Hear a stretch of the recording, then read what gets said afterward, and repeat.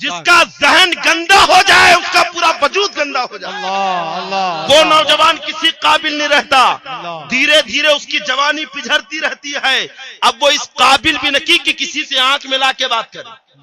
ایسا نوجوان جو اپنے ہاتھ سے اپنی جوانی کو برباد کرتا ہے, لوگوں کے بیچ میں بیٹھنے سے شرماتا ہے, آنکھ ملا کر بات کرنے سے گھبراتا ہے. آئی بات سمجھ میں؟ تو نوجوانوں, خدا کے لیے اگر کسی کے اندر یہ عادت ہو, کوئی ان برے کاموں میں مبتلا ہو, تو آج سچی توبہ کر لے کہ ہم گندی فلمیں نہیں دیکھیں گے, بےہودہ اور گندی کہانی نہیں پڑھیں گے, گندے دوستوں کے بیچ میں نہیں بیٹھیں گے, نہ گندی محفلوں میں جائیں گے, بلکہ ہم جلدی گھر میں ہو جائیں گے. میں ماں باپ سے کہتا ہوں, تم کو خبر نہیں کیا؟ تم کو نہیں پتا تمہاری اولاد کیا کر رہی ہے؟ تم کہو گی نہیں جی ہمیں تو نہیں پتا. کیسے نہیں پتا؟ جب تمہارا بچہ رات میں 2-2 بجے گھر میں آ رہا ہے, تم نے اس کا کان پکڑ کے پوچھا کیوں نہیں کہ کہاں تھا؟ جب اس کے کام کی چھٹی تھی, دن بھر گھر سے غائب رہا, تو تم نے پوچھا کیوں نہیں کہ تو کہاں تھا؟ ہو سکتا ہے وہ شرابیوں کے بیچ میں بیٹھا ہو. ممکن ہے کہ نہیں؟ سب سے بڑی ذمہ داری ماں باپ کی ہے, کیونکہ تم نے ہی دلایا ہے موبائل, اور تم ہی دیتے ہو ریچارج کے لیے پیسے. آئی بات سمجھ میں؟ آج اگر تمہارے بچے گندی فلمیں دیکھتے ہیں تو اس کے قصوروار تم ہو کہ تم نے انہیں اتنا مہنگا موبائل دلایا. آئی بات سمجھ میں؟ اور نوجوانوں, آج توبہ کر لو کہ ہم ایسی فلمیں نہیں دیکھیں گے, ایسی کوئی چیز اپنے موبائل کے اندر بالکل. اور اگر تم نہیں چھوڑ سکتے یہ چیزیں تو ایسا موبائل ہی مت رکھو, پھینک دو موبائل. آئی بات سمجھ میں؟ کیونکہ نہ موبائل رہے گا نہ اس کی رغبت رہے گی. جب اسلام میں شراب حرام ہوئی تھی نا, ابتدا میں سرکار نے کہا شراب حرام ہے, تو عرب میں 4 برتن تھے جس میں شراب رکھی جاتی تھی, الگ الگ 4 برتن. تو سرکار نے ابتدا میں برتن سے بھی روک دیا کہ اب یہ برتن کا استعمال بھی مت کرو. اسٹارٹنگ میں برتن سے بھی روک دیا کہ بالکل اس کا بھی استعمال نہیں. کیوں؟ کیونکہ جب برتن نہیں رہے گا تو شراب کی رغبت نہیں رہے گی. ہو سکتا ہے وہ برتن اٹھائے تو خیال آ جائے یار کاش کے شراب ہوتی, تو آقا نے برتن ہی پھینکوا دیا. تو ایسی نوجوانوں, تم ایسے موبائل ہی بیچ ڈالو. ہاتھ میں موبائل نہیں رہیں گے تو دل میں حسرت نہیں رہے گی. اگر ہاتھ میں موبائل رہے گا تو یار میں نے کہاں توبہ کر لیا, چلو ایک بار دیکھ ہی لیتا. بات سمجھ میں؟ کیا کہنے؟ تو بالکل موبائل بیچ دو, کوئی ضرورت نہیں ایسے موبائل کی. آئی بات سمجھ میں؟ اور اس فحاشی سے باہر نکلو. ارے دنیا بہت بڑی ہے, اسی چیز کا نام دنیا نہیں ہے. دن رات وہی جو دیکھ رہا 2 دن تک اسی کا تصور. آئی بات سمجھ میں؟ اور خاص طور پہ نوجوانوں, اپنے دل کی حفاظت کرو. ہاں, علامہ عبد الرحمن جامی رحمت اللہ علیہ نے ایک کتاب لکھی ہے نا, لمعات جامی.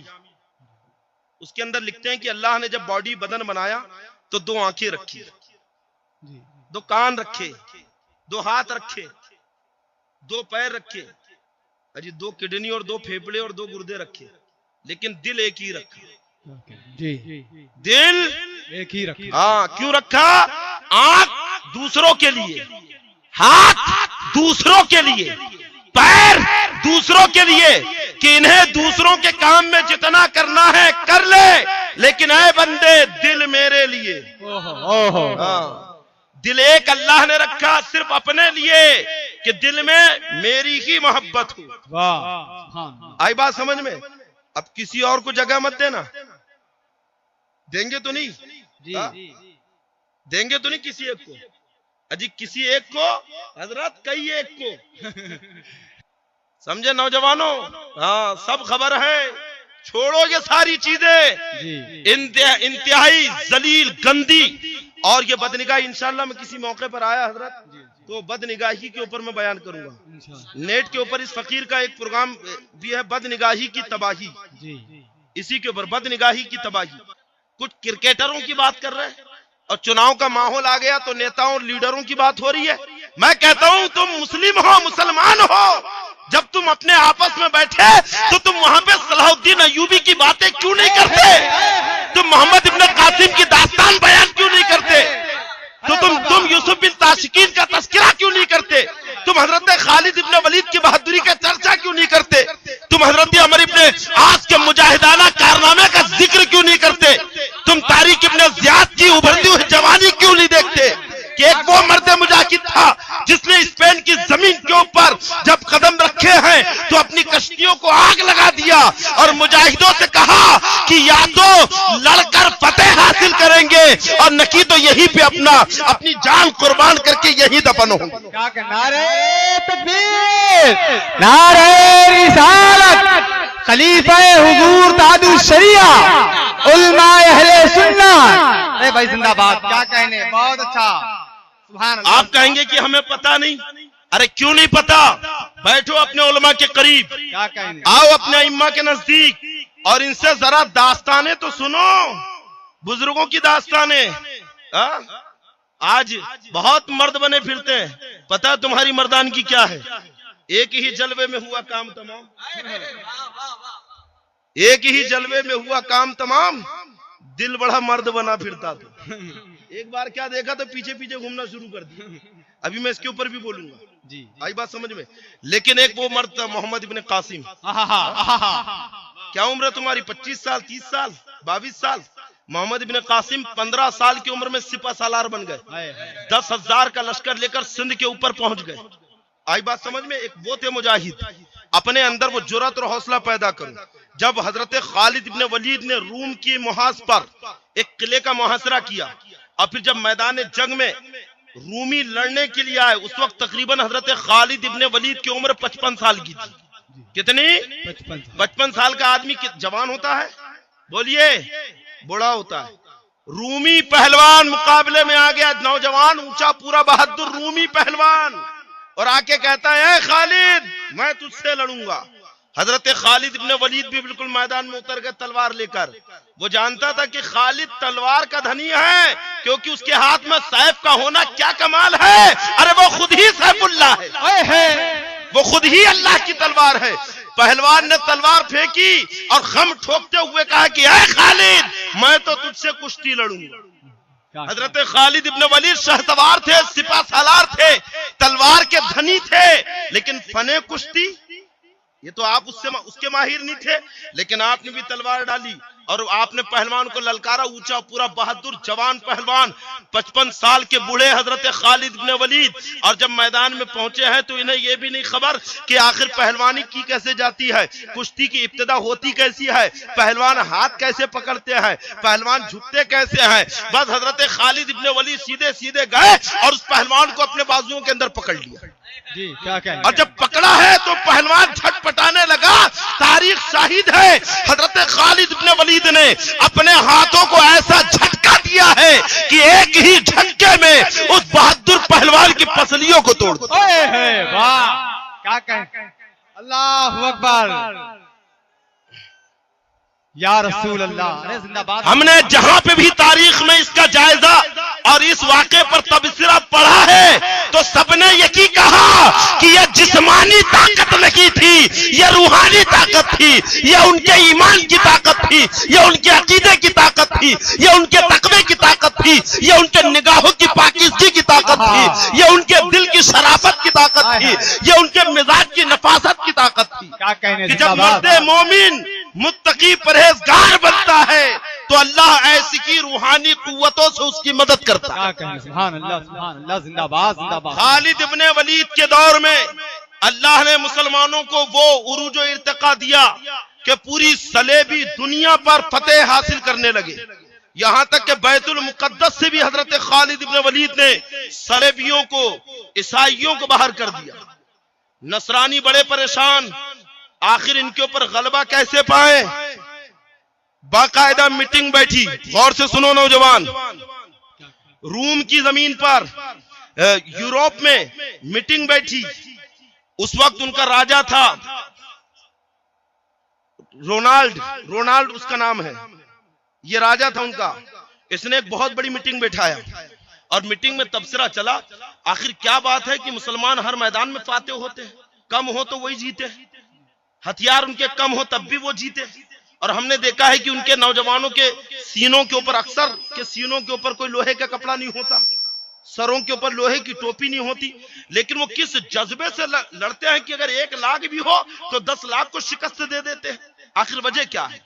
تو اس کا ایک مشیر تھا اہرمن، ہے نا، اس کا نام تھا اہرمن، تو نہیں ہرمن غالباً اس کا نام تھا، ہرمن اس کا نام تھا. تو اس نے کہا کہ بادشاہ سلامت، آپ جانتے ہیں کہ مسلمان ہر میدان میں جیتتے کیوں ہیں، ان کی فتح کیوں ہوتی ہے، اور ہمارے سپاہی کیوں ہارتے ہیں؟ تو کہا بتاؤ تو کہتا ہے کہ جب جنگ ختم ہوتی ہے تو مسلمان اپنے خیموں کے اندر قرآن کی تلاوت کرتے ہیں، راتوں میں سجدے کرتے ہیں، کل کی لڑائی میں فتح کی دعا مانگتے ہیں. اور سب سننا، اس میں تو میں نے کھل کے بیان کیا ہے، ہمارے جو ڈاکٹر سے انہوں نے بھی بیان کیا ہے. آج ہر نوجوان پریشان ہے. اس کی وجہ یہ ہے کہ تم انٹرنیٹ سے نشے کو بجھانے کے لیے گھروں میں ڈاکے ڈال رہا ہے، چوریاں کر رہا ہے. آئی بات سمجھ میں کہ ایک نشہ آدمی کو کتنا ذلیل کر دیتا ہے. اور یہ تو نشے ہے نقصان دہ، بہت زیادہ نقصان دائک، لیکن سب سے خطرناک نشہ جو نوجوانوں کو جھوما ہے وہ انٹرنیٹ کا نشہ ہے، وہ نیٹ کا نشہ ہے. آئی بات سمجھ میں؟ ہاں، یہ نیٹ کے اوپر میں اناپ شناپ چیزیں دیکھنا. آئی بات سمجھ میں؟ راتوں میں 2 بجے تک گھر کے باہر ٹکڑی جما کے بیٹھ جانا، کسی کی آٹو کے اندر بیچارہ آٹو والا پریشان، کسی کی گاڑی کے اندر، کسی کے دروازے کے سامنے، اور 4 5 نوجوان جھنڈ بنا کے بیٹھتے ہیں اور موبائل میں دیکھ رہے ہیں. کیا دیکھ رہے ہیں سب پتا ہے. آئی بات سمجھ میں؟ یہ تمہاری پیشانی کی سلوٹیں بتاتی کہ تم کیا دیکھ رہے ہو، تمہاری پیشانی کا پسینہ بتاتا ہے کہ کیا دیکھ رہے ہو، تمہاری پھیلی ہوئی آنکھ اور بڑھتی ہوئی سانسیں بتاتی کہ تم کیا دیکھ رہے ہو. آئی بات سمجھ میں؟ الحمدللہ ہمارے ساتھ ڈاکٹروں کی پوری جماعت ہے، پوری جماعت. ہمارے ڈاکٹر سے جب ہماری اس پہ ڈسکس ہوئی کہ آخر ڈاکٹر صاحب یہ نوجوانوں کو انٹرنیٹ کے ذریعے بےہودگی کا، گندی فلموں کا، بے حیا تصویروں کا شوق کیسے لگ گیا اور چھوٹے گا کیسے؟ تو ڈاکٹر کہتا ہے مولانا صاحب کچھ مت کہیے، قوم کے حالات دیکھ کر خون کے آنسو ٹپکتے ہیں کہ آج ہمارے پاس 15 سال، 18 سال اور 20 سال کے لڑکے جو بیماریاں لے کر آ رکھے ہیں وہ بیماریاں 50 سال کے بعد لگتی ہیں. سمجھے؟ 50 سال کے بعد آدمی کو جو بیماری لگتی ہے وہ بیماری آج 20 سال کے لڑکے کو لگ گئی، 22 سال کے لڑکے کو لگ گئی. نہیں تو آپ جا کے معلوم کریے ڈاکٹروں سے، ایک 22 سال کا لڑکا جا کے ڈاکٹر سے کہتا ہے ڈاکٹر صاحب پیشاب کرتا ہوں تو اس کے بعد چکٹ پانی جاتا ہے. اسے طبی زبان میں جریان کہتے ہیں. آخر کیوں ایسا؟ یہ بیماریاں تمہیں کیوں لگ گئی؟ تمہاری مردانگی کمزور کیوں ہو گئی؟ اگر کسی نے تمہیں ذرا سی بھپکی دیا تو سانس پھولنے لگی، کسی نے گھونسا تانا تو تمہارا دم اکھڑنے لگا، ایٹومیٹک کلیجے کے اندر دھڑکن، بدن سے ہمت ختم، آنکھیں سفید ہو گئی. ارے 22 اور 25 سال کا ہے، تجھے تو بالکل تاڑ کا تاڑ ہمالیہ پہاڑ دکھنا چاہیے. چھاتی چوڑی، آنکھوں میں سرخی، بدن چوڑا مضبوط اور آواز کے اندر مردانگی. لیکن کیا بات ہے؟ اس لیے کیونکہ نوجوان آج خود اپنی جوانی کو اپنے ہاتھوں سے برباد کر رہے ہیں، اپنے ہاتھوں سے تباہ کر رہے ہیں. آپ کہو گے کیسے؟ آئی بات سمجھ میں؟ ایک مجلس ایمان ہے جو انہیں بدنگاہی سے، بد فعلی سے، گندے